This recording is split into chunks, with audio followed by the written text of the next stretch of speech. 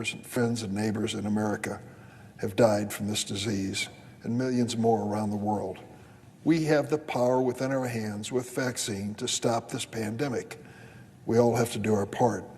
And I want to take an opportunity to recognize something else. Disinformation is not the only reason why people are not getting vaccinated. Sadly, there is a long history of racial bias in our nation's institutions, from education to housing to health care. And that history of racial bias has understandably led some Americans to question our institutions based on fear. So let me first say this: trust has to be earned, and we have a lot of work to do as a nation to address racial inequity in our healthcare system, like the fact that black women are 3 times more likely than white women to die from pregnancy-related complications. Acknowledging these inequities, doing something about them, is how we can build and regain trust. That's the work we have to do. President Biden's American Rescue Plan was an important investment in tackling health disparities. It increased funding for community outreach, expanded support for community health centers. It provided an historic $1 billion investment in the National Health Service Corps to help recruit more doctors, nurses, and other health professionals from communities of color. That was a provision which I added to the bill. At this moment, if you're still unvaccinated against COVID-19 and you have questions, I'm sure you won't call your senator or your congressman. Reach out to a medical professional you trust. Talk with your doctor. Ask them whatever questions you wish, but make sure you have the facts on your side. Because the sad truth is the pandemic has deepened the existing racial disparities in America. Last year, there was nearly a 3-year drop in life expectancy among black and brown Americans. 3 years. Communities of colors have been 3 times more likely to be hospitalized, twice as likely to die from COVID. We can end this cycle of sickness and despair, but we've got to stop the spread of the new variants. So please consult a medical professional and ask them about getting vaccinated.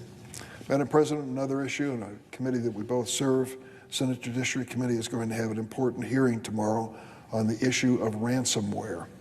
For those who may be unfamiliar, ransomware is a type of malicious software that can infect a computer.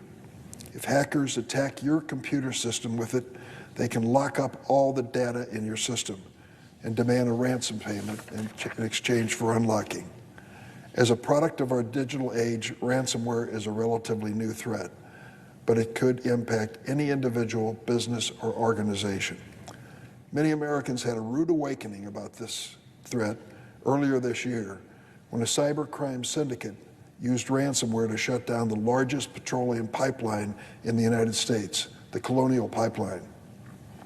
That shutdown sparked a nationwide panic that had people lining up at gas stations for hours, and it put the threat of ransomware into plain view for all of Americans. Perhaps someone you know had their world turned upside down by a ransomware attack. Tomorrow we're going to discuss it at length. Finally, Madam President, I want to note that we begin this week with yet another devastating toll of weekend gun violence across America, including the city of Chicago. More than 70 people were shot this past weekend in Chicago. 10 died, including a 17-year-old boy. If you'll remember, 2 weeks ago, 4th of July weekend, over 100 people, victims of gunshots in Chicago. And in that case, 19 of them died. It's a mass killing on a regular basis in that great city. Much of it's concentrated in sections of the city, but it's starting to spread because it's so darned easy for a person to get their hands on a gun in that city. Shootings in Chicago have surged during the COVID pandemic. We see it happening across America. The Biden administration is taking steps in the right direction to stop this gun violence, cracking down on untraceable ghost guns, rogue gun dealers, and these braces, this equipment that can effectively turn pistols into sharp-barreled rifles. Crucially, the Department of Justice has also announced the launch of 5 firearm trafficking strike forces. Chicago's one of the cities. New York, San Francisco, Washington, D.C., and Los Angeles are the others. These strike forces will confront what I believe to be one of the most important causes of this gun violence, the illicit trafficking of guns. These strike forces will also provide vital support to law enforcement, who are on the front lines of fighting gun violence. As a testament to that fact, last week, Attorney General Garland joined me in Chicago to highlight how the Justice Department is standing with our police officers and first responders. I'm grateful that Attorney General Garland returned to his hometown of Chicago for this purpose, but sadly it was a somber homecoming. We first met with police officers and the mayor of Chicago, Lori Lightfoot, at the Harrison District Police Station. It is basically ground zero for gun violence in the city of Chicago. They demonstrated to us the brand new technology, the amazing technology, the video cameras, the shot spotters, new technology which they're using every single day to thwart the criminals and to prove their cases when necessary. These communities and these officers are keeping us safe as they can, but they are up against an avalanche of guns. The grim toll of gun violence in Chicago continues to climb upward. The officers agreed with Attorney General Garland and myself. A major problem is that we have guns being illegally sold to people who never should have had them, who never would pass a background check. Convicted felons are those who are mentally unstable.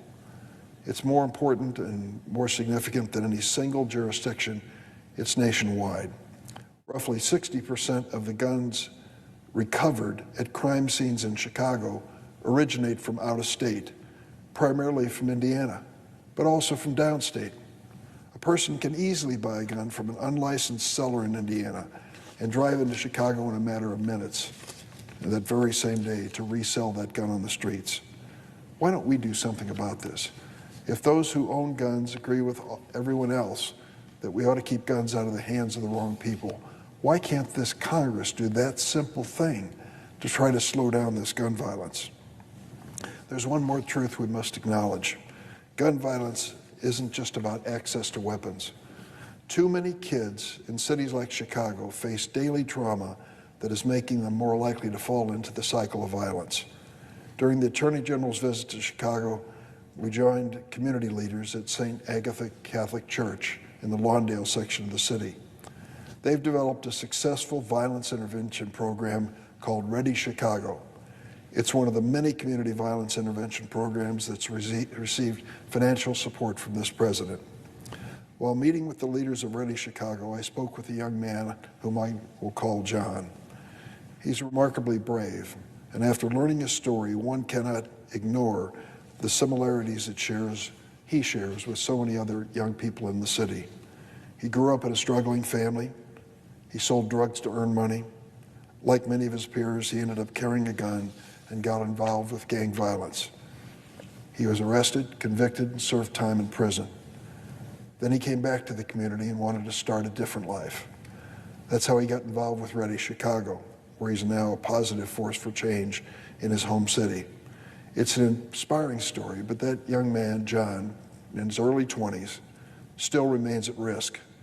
He fears that his advocacy on behalf of this program has put crosshairs on his back in the neighborhood, and that his family may even be targeted as well. Every street corner in his neighborhood, every street he crosses, comes with a risk. He has to look around constantly to see if the gangbangers are going to target him. But still, even under this unimaginable stress, John is looking for a new path in his life. I asked him what he wanted to do. He said he'd like to apply to attend Chicago State University, which is near this area. I hope he can get there. I hope he'll be a success. But it's amazing that he still has that dream after all that he's seen. For young people in Chicago like him, there's no quick fix.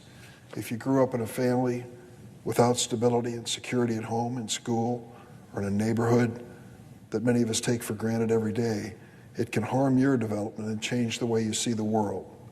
The CDC's landmark study on ACEs, adverse childhood experiences, tells us that exposure to trauma is linked to risk of drug use, suicide, academic struggle, and many other problems.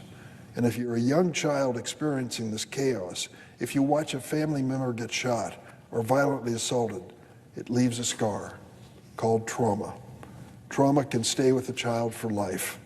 That's why violence intervention programs like Ready Chicago are so important. Connecting these at-risk youth with cognitive behavioral therapy, paid transitional jobs, wraparound support services, resources that support a healthy development for children who are struggling with trauma.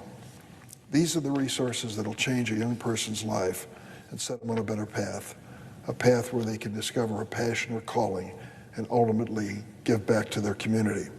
We must invest in these long-term solutions to break cycles of violence and trauma. The bipartisan Rise from Trauma Act I've introduced with Senator Capito, Republican of West Virginia, and many colleagues is an important step in that direction. It would provide $5 billion that President Biden has called for in his Build Back Better agenda for community violence intervention. But we in the Senate need to take immediate steps to combat violent crime. Can't we just get together and agree that we don't want to sell firearms to people who are convicted felons? It seems so obvious, and there's such public support for it. I want my colleagues to understand that the problem of gun violence isn't confined to the city of Chicago. We have cities much smaller downstate that are seeing an increase in gun violence as well. It's time for us to do something about it. Madam President, I yield the floor. Suggest the evidence of accord. The clerk will call the roll. Ms. Baldwin.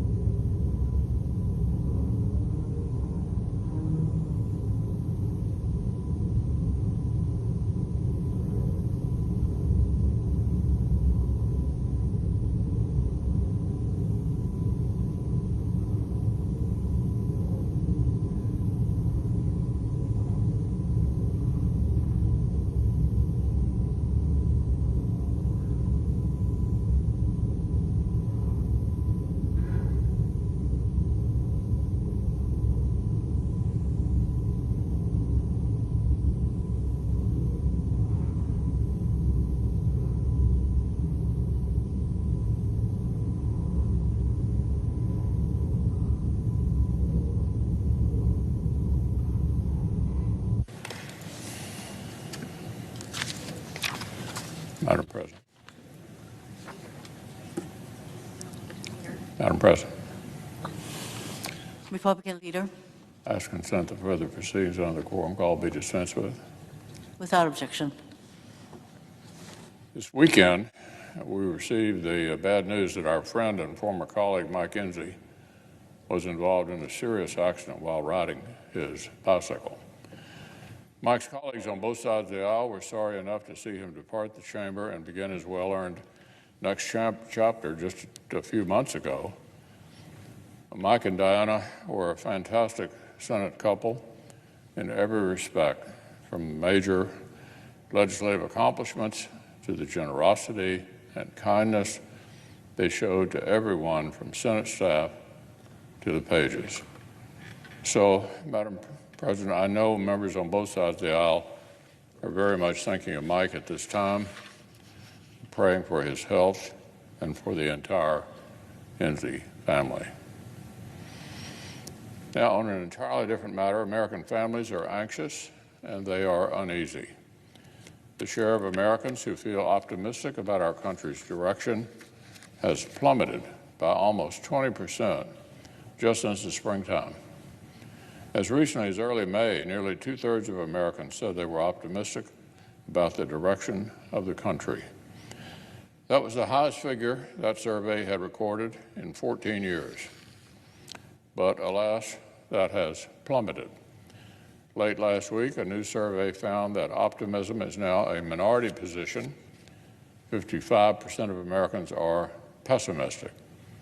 Approval of the new administration's handling of COVID-19 has tumbled. Their handling of the economy is underwater among independents. Fewer than 4 in 10 Americans approve of their handling of immigration, the border, or violent crime. Unfortunately, American families have ample reason to feel this way. The end of June clocked the highest annual inflation spike in more than a decade. The Democrats' stay-home bonus to workers who remain unemployed has slowed the recovery and helped keep workforce participation stagnant. Meanwhile, last year, as the far left put the squeeze on law enforcement funding in cities across the country, America faced a 25% increase in homicides. And after the Biden administration was very eager to claim ownership and spike the football on the vaccination trajectory, which they largely inherited from Republican leadership, we've now seen vaccination rates in many places plateau on what this White House has been insisting is their watch. This turn toward pessimism is especially stunning and especially sad because President Biden took office with wind at his back. Things were set up for a roaring success like no other presidential transition in recent memory. Thanks in large part to Operation Warp Speed, set up by the prior Congress and administration, we had multiple safe and effective vaccines that were beginning to circulate widely through the country. The new administration's so-called ambitious goal of about 1 million vaccines per day was already happening before they were sworn in. Thanks to the 5 bipartisan rescue packages that the Republican-led Senate passed last year, we were primed and ready for an historic economic comeback. Americans were excited and ready to build a comeback summer for the history books. But those incredible tailwinds have largely been squandered. That historic head start has been wasted through bad policy and, in many cases, needlessly divisive leadership. After a poorly targeted partisan spending package that even liberal economists warned could cause more inflation, American families are now feeling the pain and literally paying the price. After campaign rhetoric and then policy decisions that have made our southern border less secure, a predictable crisis is playing out. After a year of anti-police, anti-rule of law rhetoric from too many on the political left, a violent crime surge is hammering communities and making streets less safe all across our country. Oh, and as the new administration pulls back America's presence in the Middle East in a reckless and rushed fashion, terrorist leaders are simply jumping for joy. This is how you take a country from near-record optimism to serious pessimism in just 2 months' time. This is how you inherit favorable trends in just about every direction imaginable, but produce disappointment. And our Democratic friends' big master plan is yet another reckless taxing and spending spree, but even larger. Washington Democrats' big idea is to borrow, print, and spend our way to even more inflation and even higher costs for American families, along with a historic set of big tax hikes to boot. My friends across the aisle and down Pennsylvania Avenue should be less concerned about checking left-wing items off activists' wish list. And more of Democrats' partisan agenda comes online. The American people's pessimism grows and grows. The families of our country need a better approach.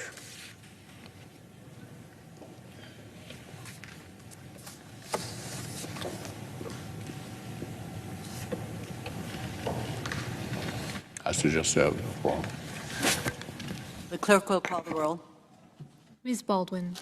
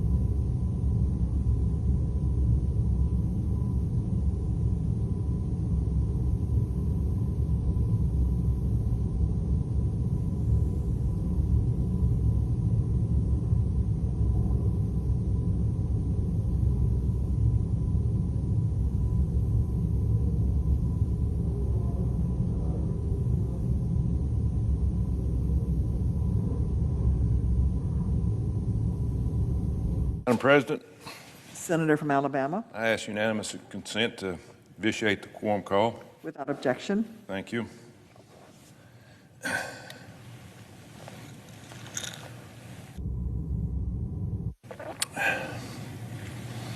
You know, there's an old saying that I have used quite often, but it bears repeating. Give a man a fish, you feed him for a day. You teach a man how to fish, and you feed him for a lifetime. It's a simple yet insightful concept. Human beings often like things to be easy. It's just in our nature, but the reward for easy is very short-lived. Sometimes if you don't earn it, you don't understand it. If we work hard and challenge ourselves to improve, we reap the benefits for much longer. That is the American way. I'd tell this to my players over the years that I coached, but you know, lessons learned that are applied to the football field also apply in life. You know, this country owes you one thing, an opportunity. Sometimes people just need to be shown where that opportunity's at and encouraged to take it. And that's what everyone in this body should be focused on doing, opening doors for opportunity for the people of this country. President Biden seems determined to close those doors of opportunity by creating, it looks like, a future massive entitlement state. My Republican colleagues and I have talked a lot about the reckless tax and spend plan and the cost of that plan on American families. We're seeing rising inflation, which means dollars from your paycheck are not going as far. We're seeing costs rise on everyday goods that families need, food, gas, diapers, you name it, it's going up. This is a direct result of untargeted spending this year as we're trying to recover from a pandemic, the worst time in the world to be throwing government money at a pandemic. And now our Democratic colleagues looks like wants to spend $3.5 trillion more after spending $1.9 trillion back in February. And what gets talked about less than cost of this spending is the social and societal cost of all these new and expanded programs. While it may not be easy to see or measure, it's no less important. And that's what I want to talk about today. Let's remember how this started and how we got here. It started with President Biden's announcing two plans, great names. First was the American Family Plan, and then there was American Jobs Plan. Despite their confusing similar names on the face, they don't sound that bad. I'm for American families, and I'm for American jobs. But these plans are not about American families or American jobs. They're full of progressive items that can only pass the Senate through a reconciliation process. There won't be any Republicans that will vote for this. And Democrats know this. So now, here we are. With our colleagues stuffing the worst parts of President Biden's agenda, I'm talking about the most progressive items that only appease to the far left of their base into their latest package. And all of President Biden's progressive programs cost money, lots and lots of money. And they're going to pay for them with your taxpayer dollars, not the government dollars, taxpayer dollars. A lot of my colleagues have expressed concern with the Democrats' reckless tax and spend spree, but they aren't the only ones sounding the alarm. Folks back home have started to take notice, and there's a lot more collective wisdom among the folks back home than there have been here lately in Washington, D.C. So I brought a couple of letters with me today. These are folks from Alabama who wrote to me about their concerns with President Biden's massive spending plan. Here's what James Merrill from Huntsville, Alabama, wrote to me. I have been studying this atrocious Biden America's Family Plan, and it is clear that not only is the cost staggering, the implications of all the rules that will go with it will terribly impact all family life and our freedoms to manage our lives. It blatantly makes the middle class dependent on the government. Cradle to grave, a clear path to socialism. James, you are exactly right. And Rosa Hill in Birmingham, Alabama, had this to say: I have just listened to President Biden, and the ideas are ridiculous. We should be helping each other, not the government getting involved. Ms. Hill makes an important point. Much of this work can and should be done by our neighbors, churches, and people in the communities. The problem is we've been conditioned to wait for the government to do the hard work of helping the less fortunate for us rather than doing it ourselves. Half a century ago, President Lyndon Johnson launched the war on poverty.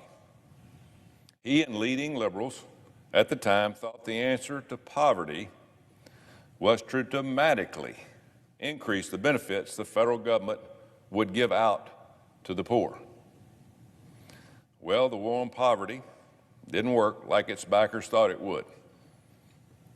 The following decade was filled with economic stagnation, high inflation, gas lines, spikes in drug addiction, and horrifying rise in crimes across our country. Sounds familiar, doesn't it? Just like what's happening today. Folks, the definition of insanity is trying the same thing over and over again, expecting a different result. We've already tried this. President Biden is determined to try the same worn-out policies today, throwing trillions and trillions of taxpayer money at the problem and hoping the problem goes away. It has been and still is the wrong solution. President Biden's reckless spending spree won't help struggling American families. It will trap them in the endless cycle of dependence on big government and taxpayer money. Just take a look at what President Biden has proposed in his Americans Family Plan. Government subsidized child care, free preschool, free community college, free. That seems to be the slogan of this administration. Of course, we all know that there's no such thing as free in this country. I've talked before about the fact that President Biden has proposed 30, you heard me right, 30 new taxes that the Democrats can choose from to pay for these free programs in their next spending package. 30 new taxes during the pandemic. According to one analysis by the Hoover Institution, President Biden's American Families Plan would add 21 million Americans to the federal government's list of beneficiaries. 21 million more people living off the government. Now, there are certainly people out there who need help. We all know that. But this plan opens the floodgates to taxpayers-funded benefits instead of concentrating on those that mostly need it. Under President Biden's plan, your family could make up to $200,000 and still qualify for federal health care. $200,000. We don't have to comb through the history books for examples on how these progressive policies fail. We don't have to look far.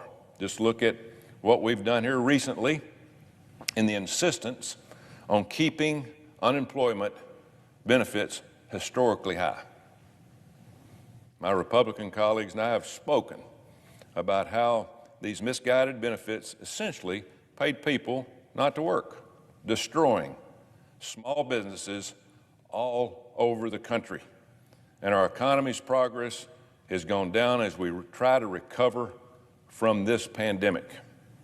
Republican governors across the country recognized the problem and decided to cut out the overly generous benefits months ago.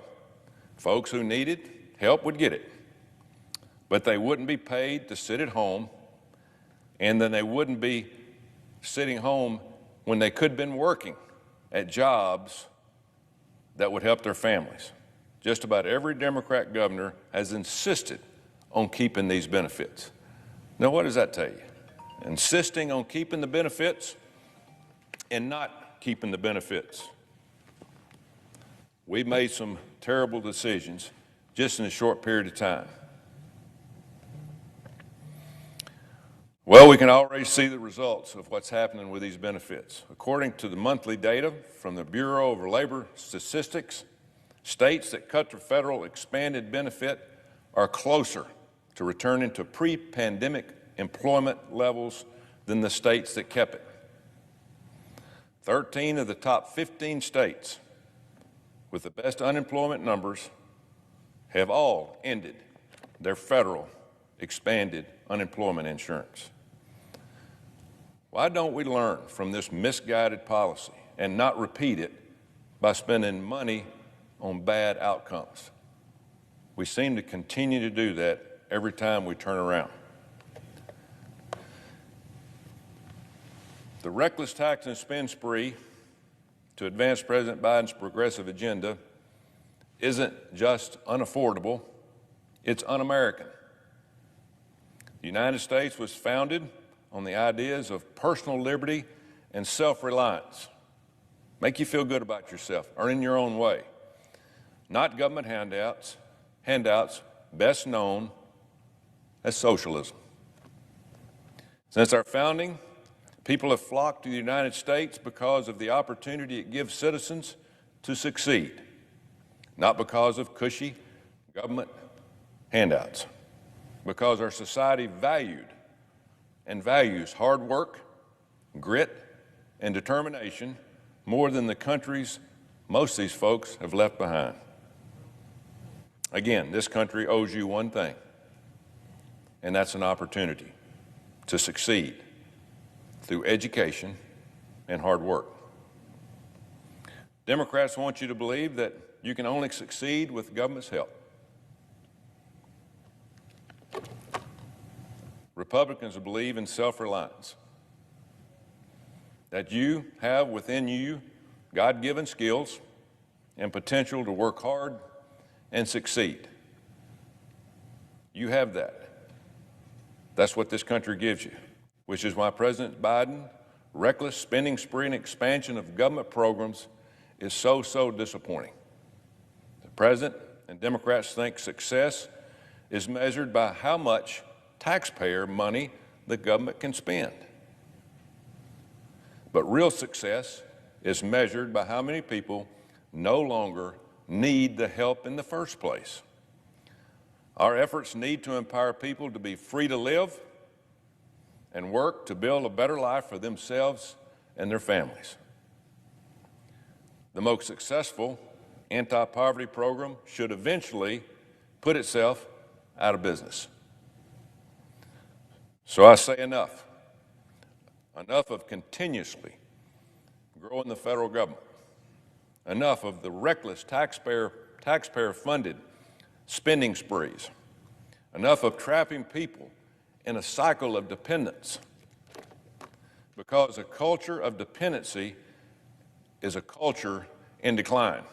I say we work together to encourage people to seize the many opportunities in our country and have them wait around hoping the government will fix every problem life throws their way.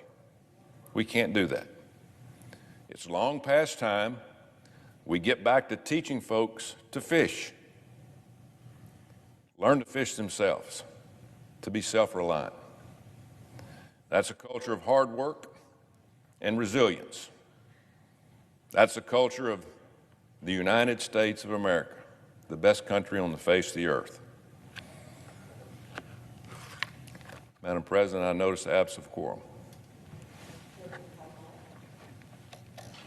Ms. Baldwin. There you go. Thank you. Should have turned my phone on.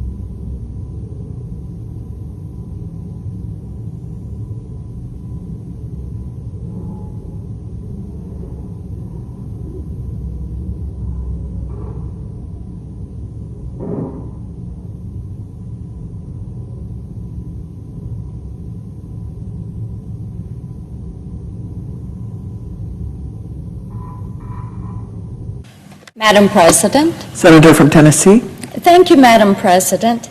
This has already been a... The Senate is in a quorum. I ask that we suspend the quorum call. Without objection. Thank you, Madam President.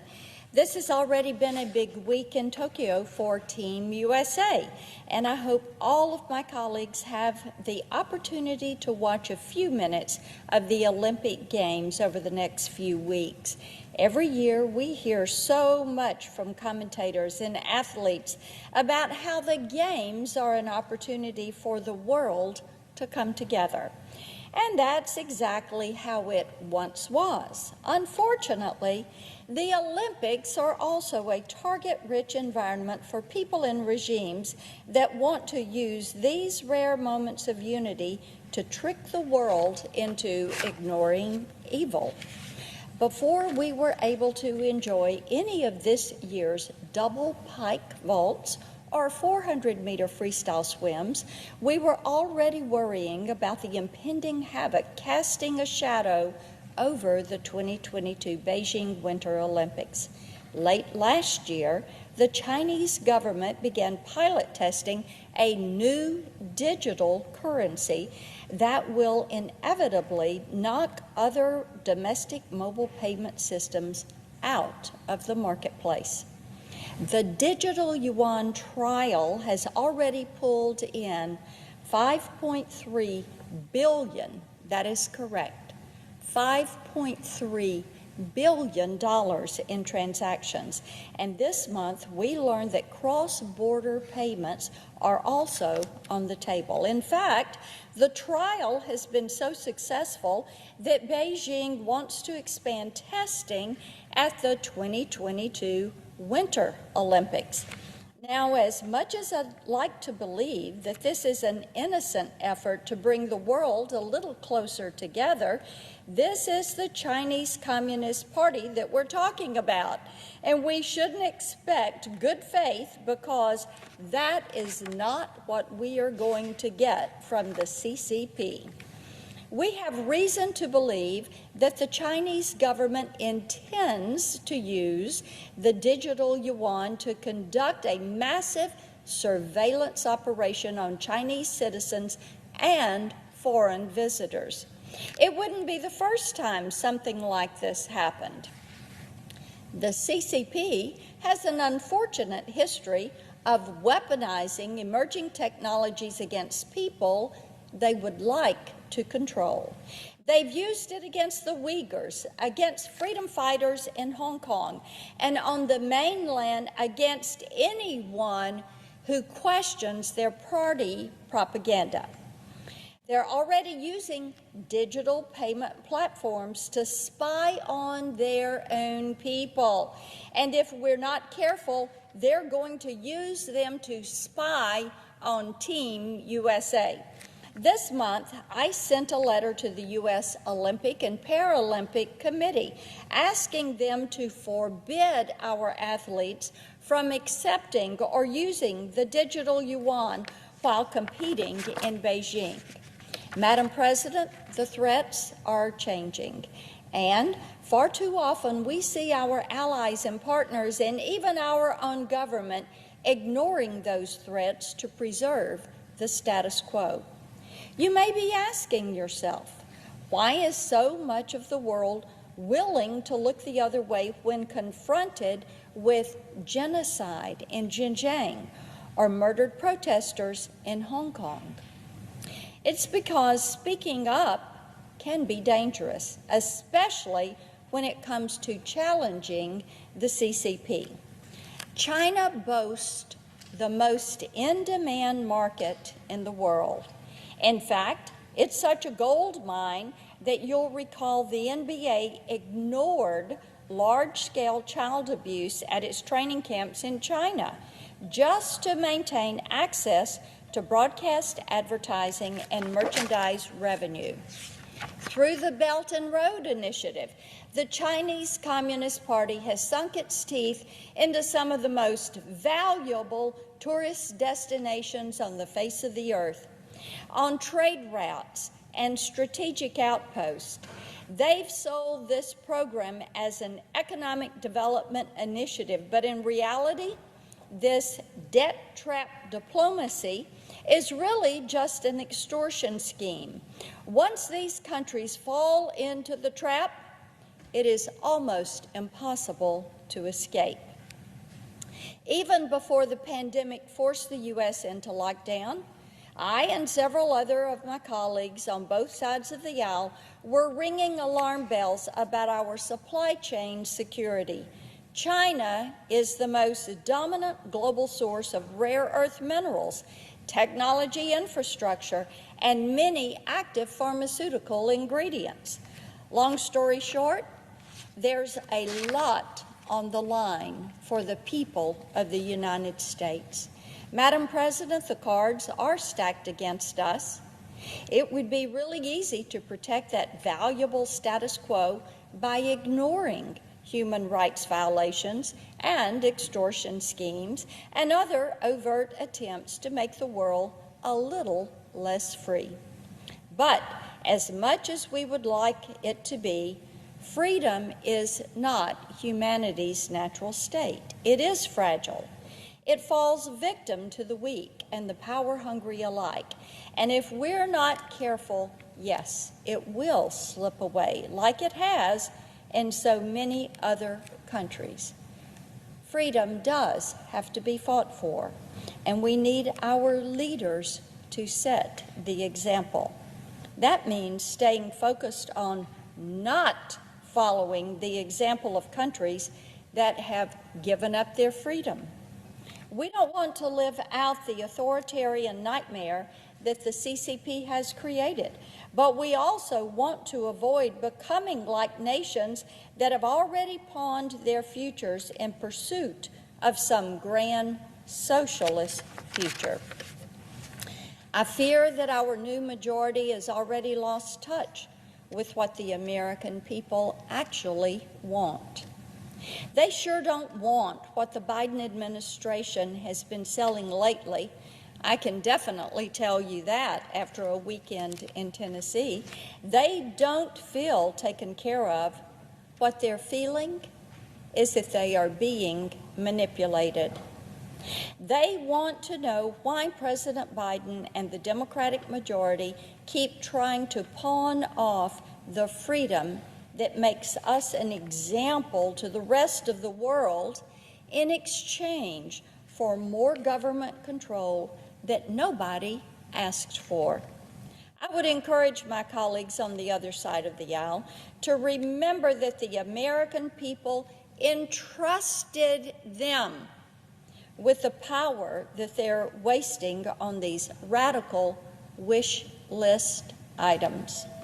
And that power can be taken away just as easily as it was given. The American people want to make certain that we do, as Ronald Reagan implored us to remember. And Madam President, as you know, last week I had that poster here on the floor. Freedom is always one generation away from extinction. It is our responsibility to fight for it, to pass it on. I yield the floor.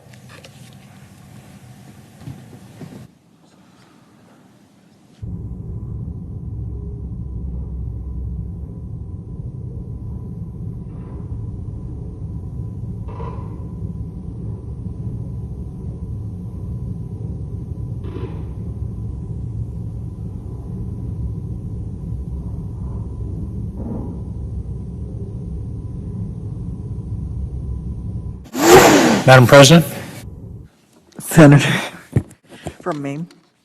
I note the absence of a quorum. We're not in a quorum. Oh, yes, the clerk will call the roll. Thank you. Ms. Baldwin.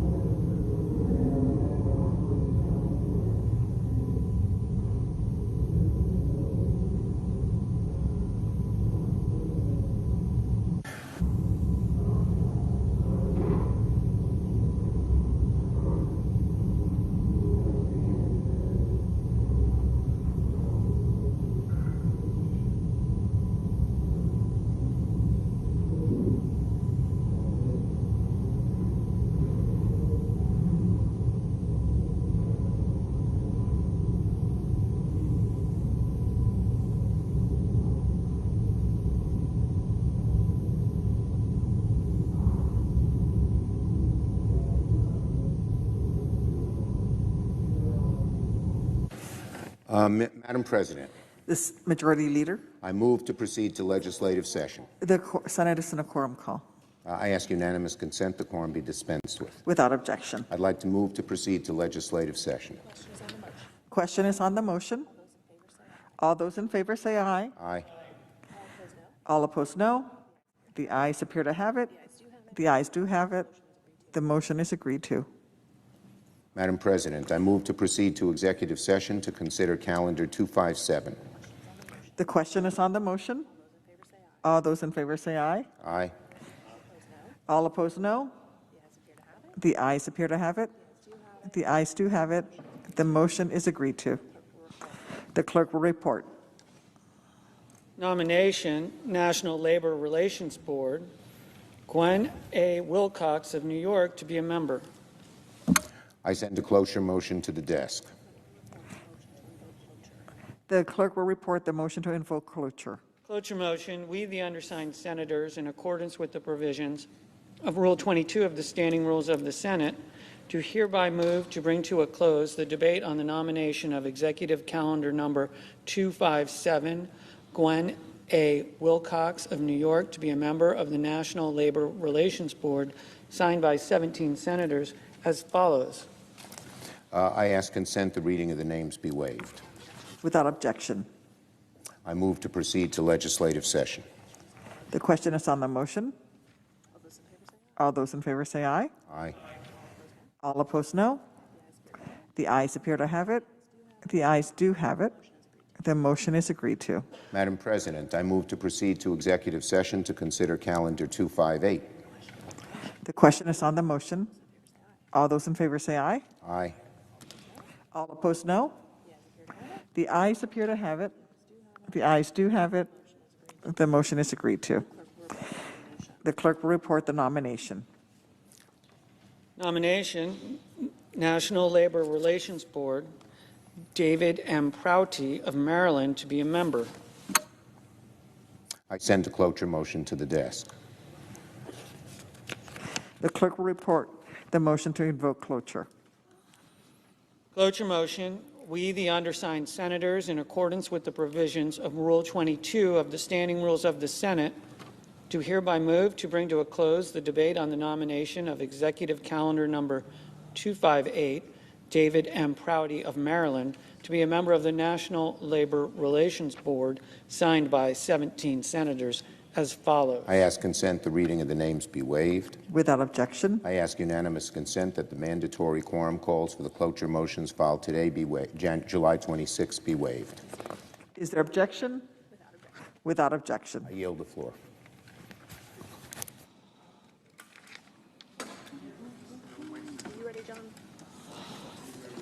Sure. The clerk will report the motion to invoke cloture. Cloture motion, we, the undersigned senators, in accordance with the provisions of Rule 22 of the Standing Rules of the Senate, do hereby move to bring to a close the debate on the nomination of Executive Calendar Number 122, Todd Kim of the District of Columbia, to be an Assistant Attorney General, signed by 17 senators. By unanimous consent, the mandatorium call has been waived. The question is it the sense of the Senate that the debate on the nomination of Todd Sunway Kim of the District of Columbia be an Assistant Attorney General shall be brought to a close. The yeas and nays are mandatory under the rule. The clerk will call the roll. Ms. Baldwin, Mr. Barrasso, Mr. Bennett, Mrs. Blackburn, Mr. Blumenthal, Mr. Blunt, Mr. Booker, Mr. Bozeman, Mr. Braun, Mr. Brown, Mr. Burr, Ms. Cantwell, Mrs. Capito, Mr. Cardin, Mr. Carper, Mr. Casey, Mr. Cassidy, Ms. Collins, Mr. Coons, Mr. Cornyn, Ms. Cortez Masto, Mr. Cotton, Mr. Kramer, Mr. Crapo, Mr. Cruz, Mr. Daines, Ms. Duckworth. Aye.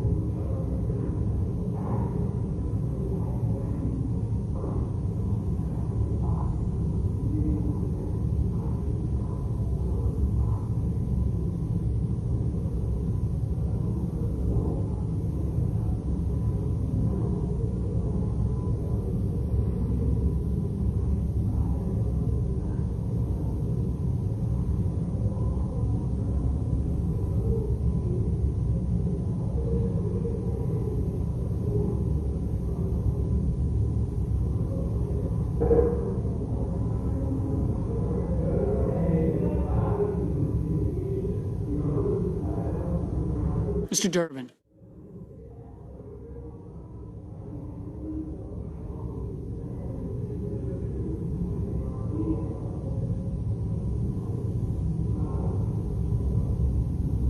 Ms. Ernst. Mrs. Feinstein. Mrs. Fisher.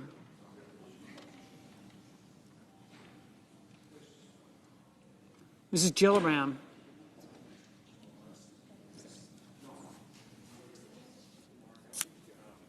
Mr. Graham.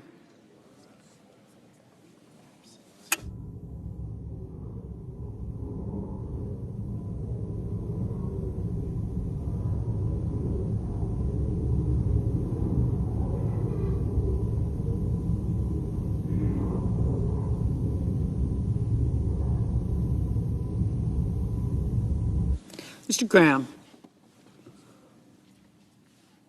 Mr. Grassley.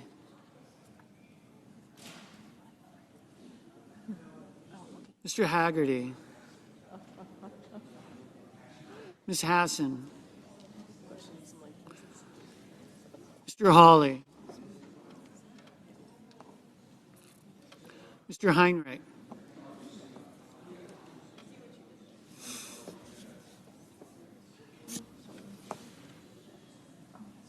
Mr. Hickenlooper.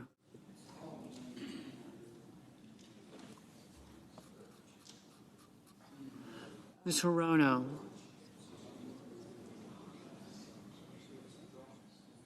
Mr. Hoven. Mrs. Hyde-Smith. Mr. Inhofe.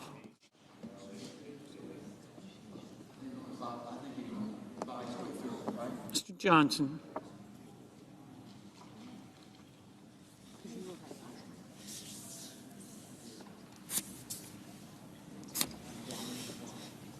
Mr. Kane. Mr. Kelly.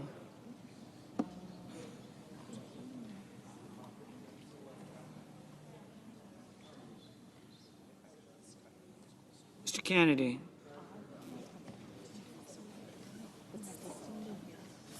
I was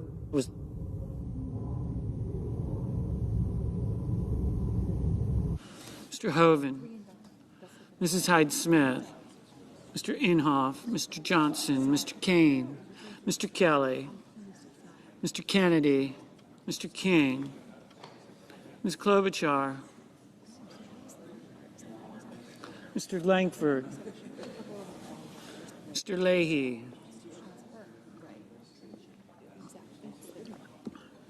Mr. Lee, Mr. Lujan, Ms. Lummis, Mr. Manchin,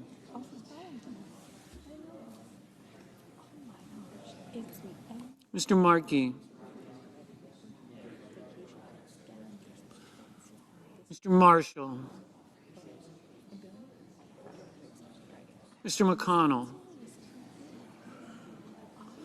Mr. Menendez,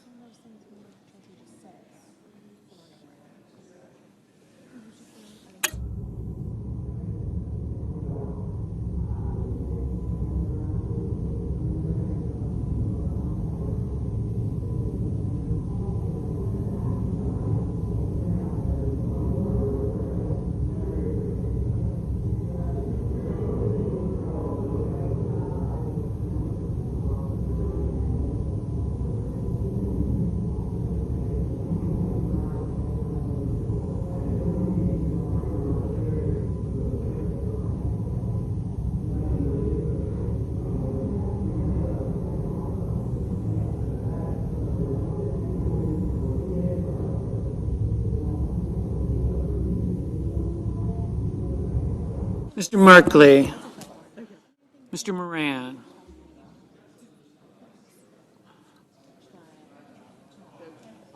Ms. Murkowski,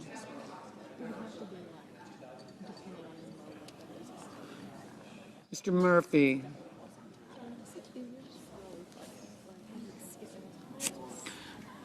Mrs. Murray.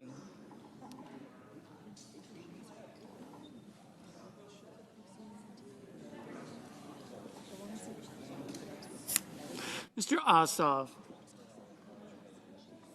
Mr. Padilla. Mr. Ball. Mr. Peters.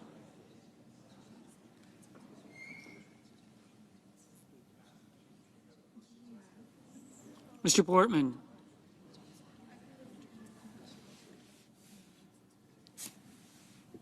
Mr. Reed.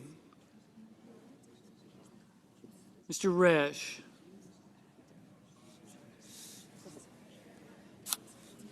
Mr. Romney.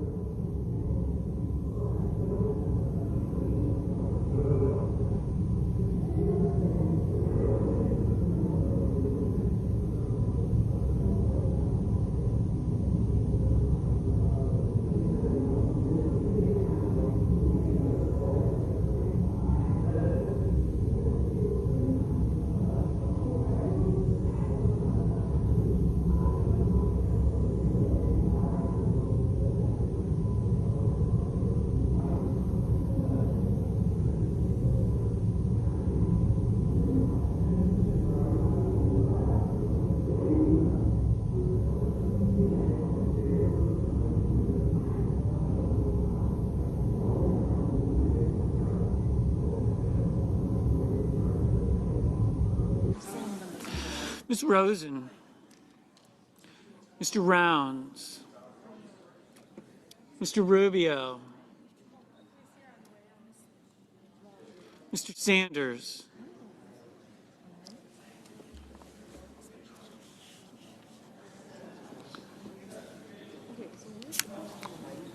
Mr. Sass. Mr. Schatz. Mr. Schumer.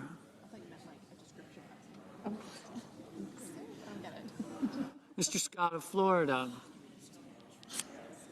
Mr. Scott of South Carolina. Mrs. Shaheen.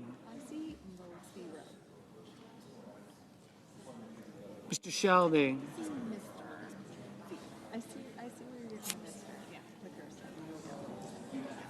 Ms. Sinema.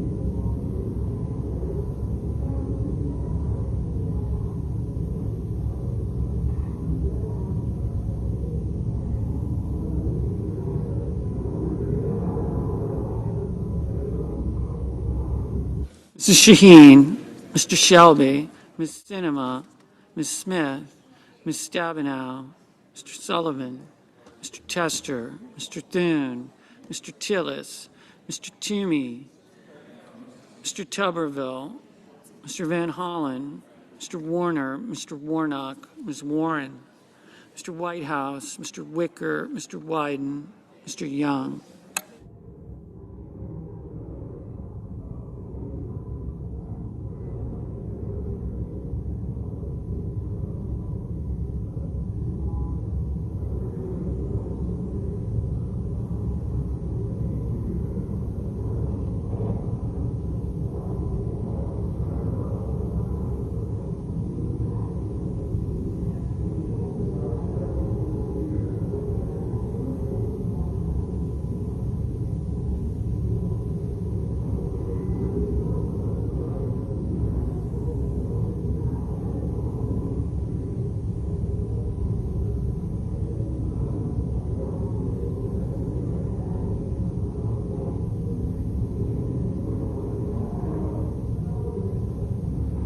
Senators voting in the affirmative: Casey, Collins, Duckworth, Gillibrand, Graham, Grassley, Heinrich, Kane, King, Leahy, Manchin, Merkley, Padilla, Reed, Schatz, Sinema, Smith, Tester, Warner, Warnock, Whitehouse. Mr. Brown, aye.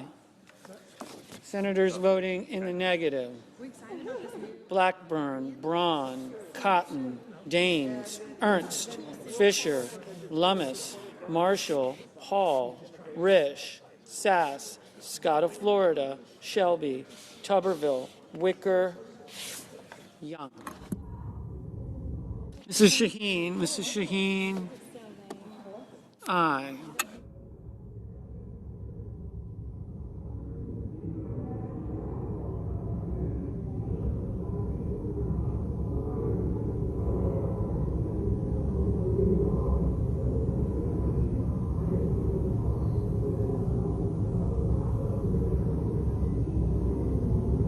Mr.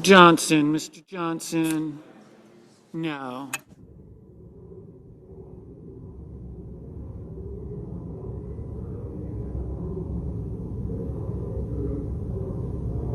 Ms. Warren, aye. Mr. Sanders, aye. Ms. Baldwin, aye. Ms. Cortez Masto, aye.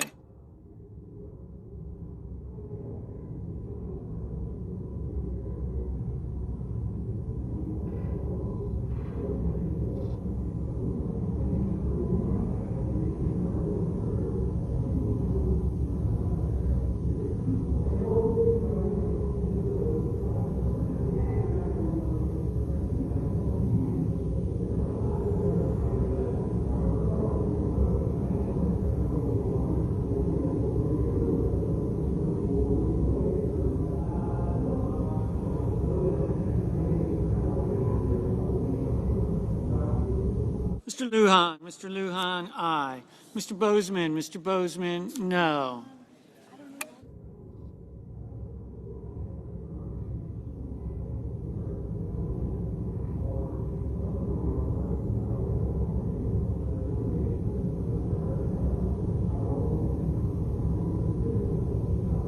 Mr. Markey, aye. Mr. Cornyn, aye. Mrs. Capito, aye. Ms. Klobuchar, aye.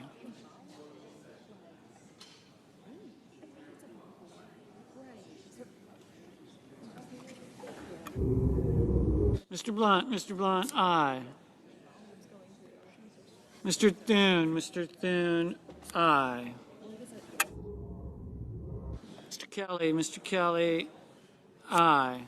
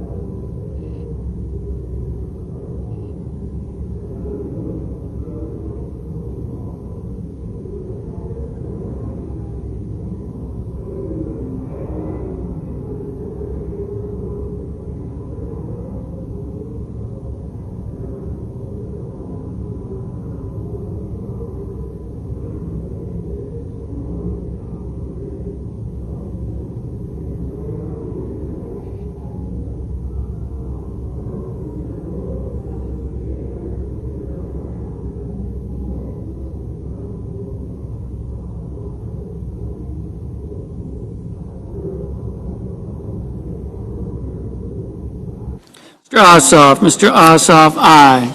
Ms. Cantwell, aye.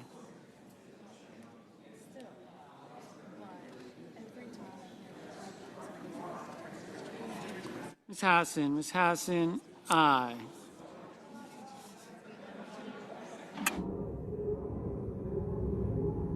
Ms. Rosen, aye. Mrs. Mrs. Hyde-Smith. Mrs. Hyde-Smith, no. Mr. Menendez. Mr. Menendez, aye.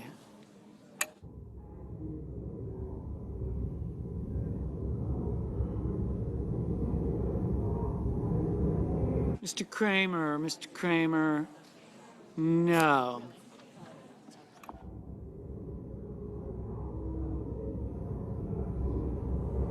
Mr. Tillis. Mr. Tillis, no.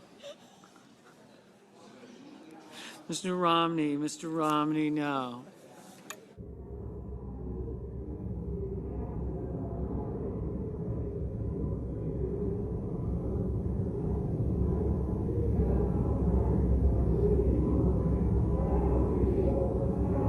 Mrs. Feinstein. Mrs. Feinstein, aye. Mr. Schumer. Mr. Schumer, aye. Mr. Peters. Mr. Peters, aye.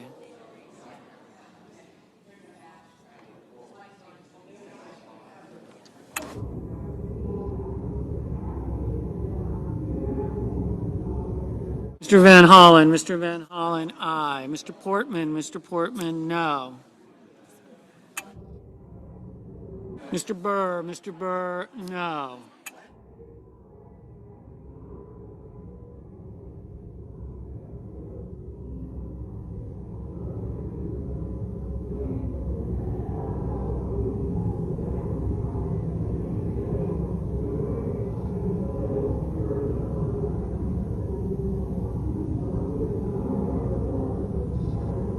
Ms. Stabenow. Ms. Stabenow, aye.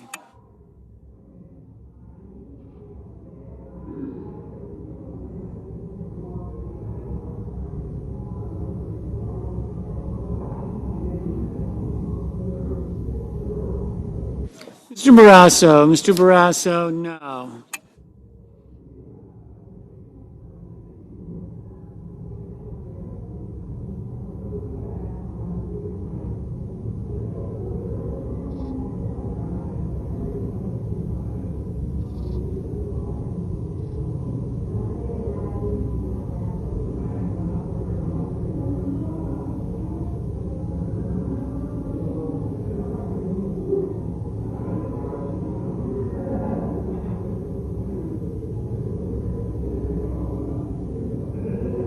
Mr. Cassidy. Mr. Cassidy, no.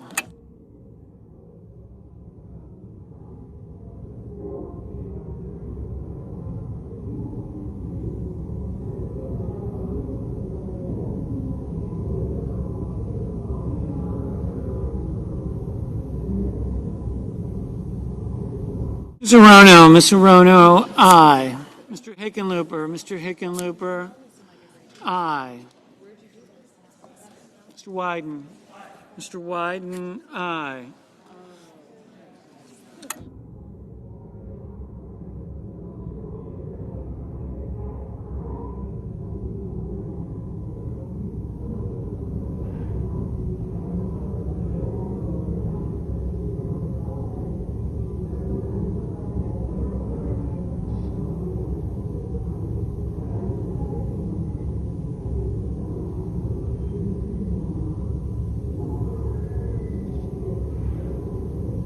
Mr. Kennedy. Mr. Kennedy, no.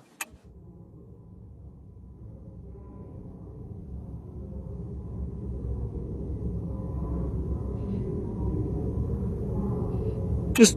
Thune. Mr. Thune, no.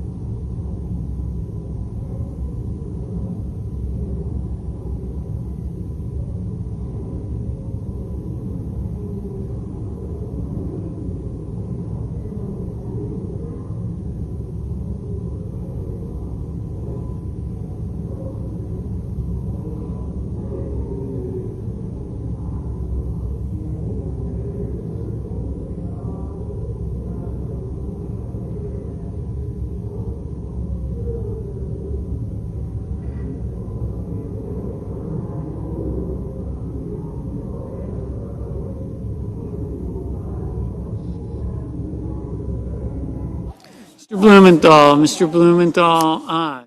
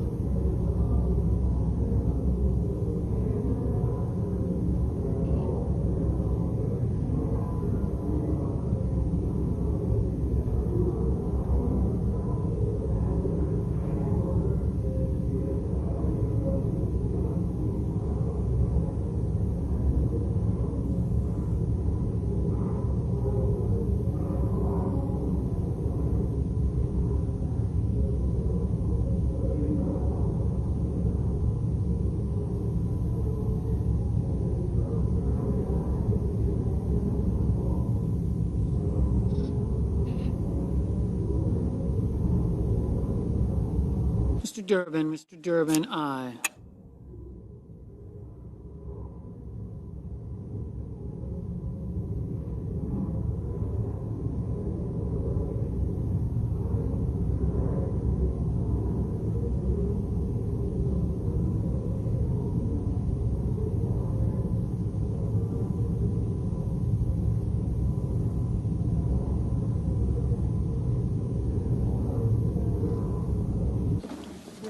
Mr. Toomey, no.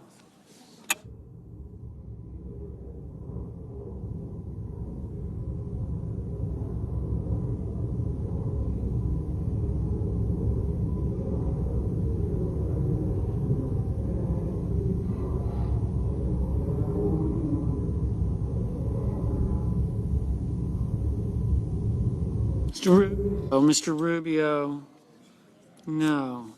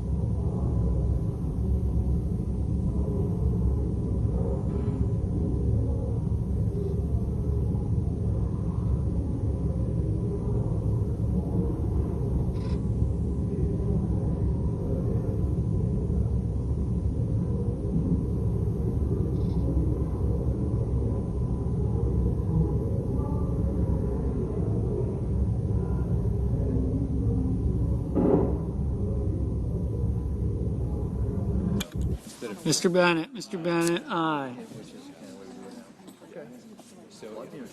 Mr. McConnell, no.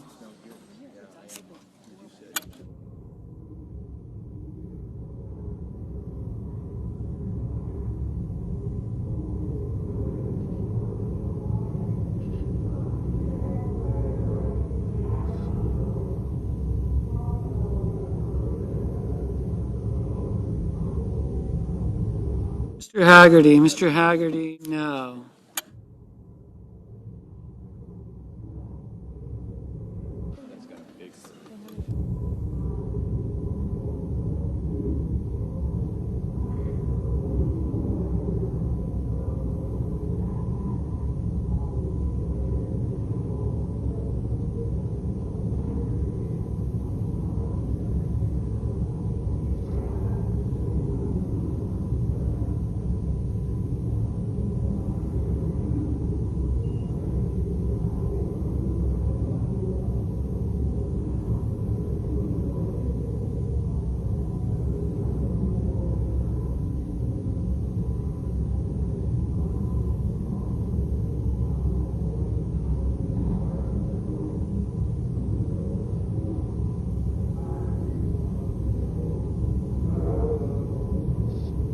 Mr. Scott. Mr. Scott of South Carolina, no.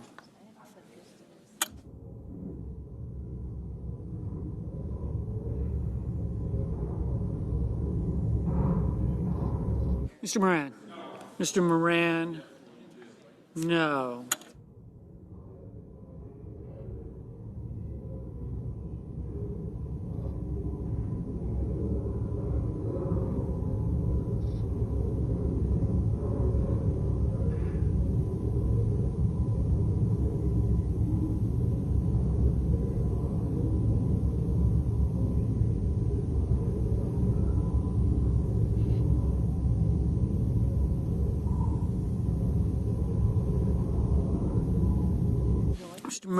Mr. Murphy, aye.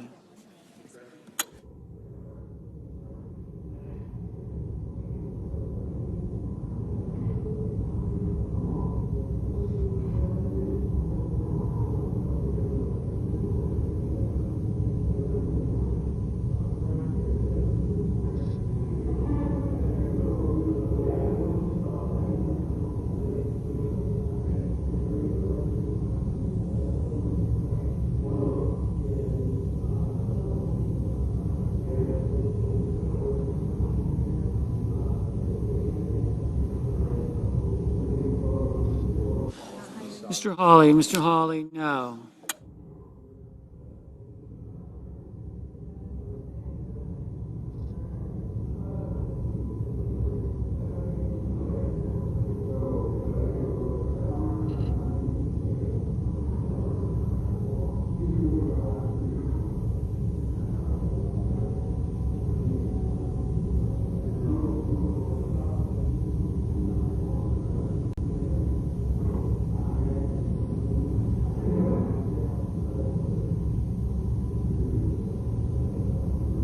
Mr.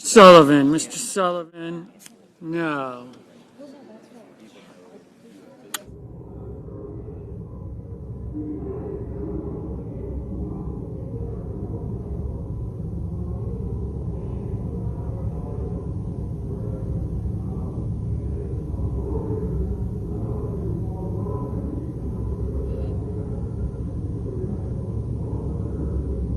Mr. Hoven, no.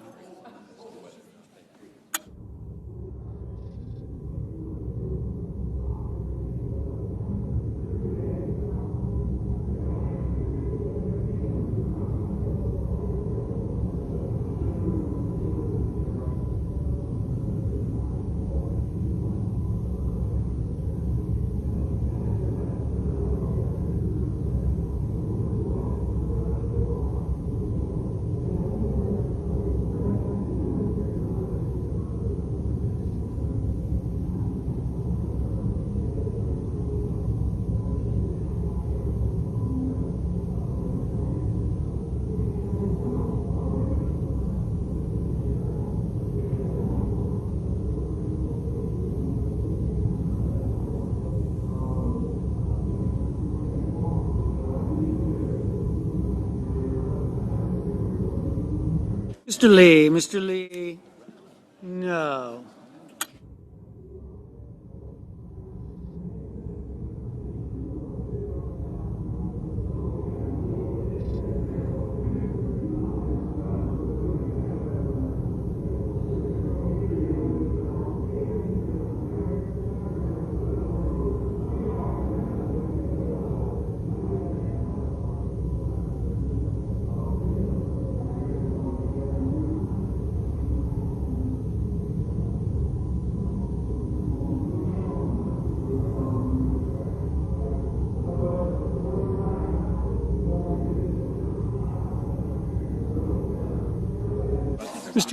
Mr. Cruz, no.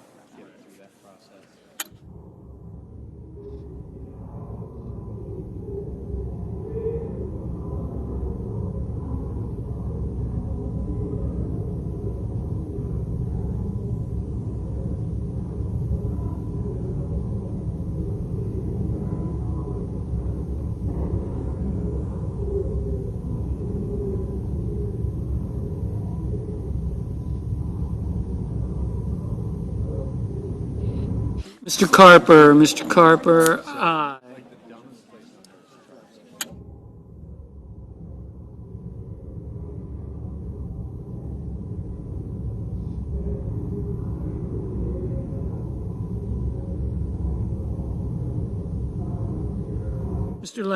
Mr. Langford, no.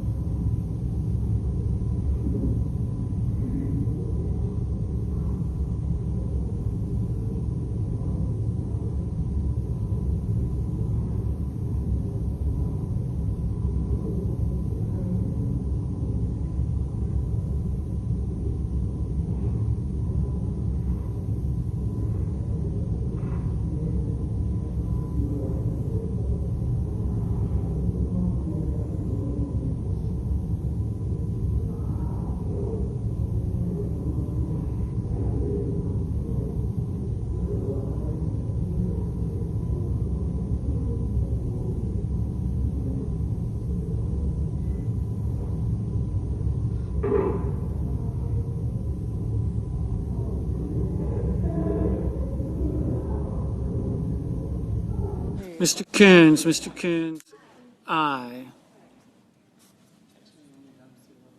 Ms. Murkowski, aye.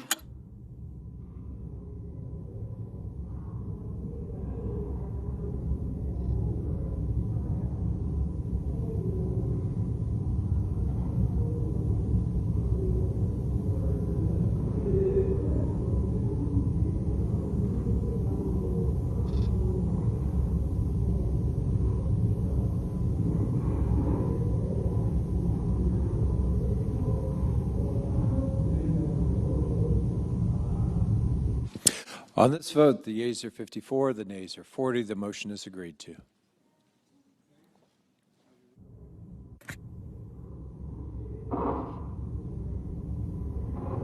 The senator from Rhode Island. Ask unanimous consent that the Senate proceed to the following nomination, Cal number 165.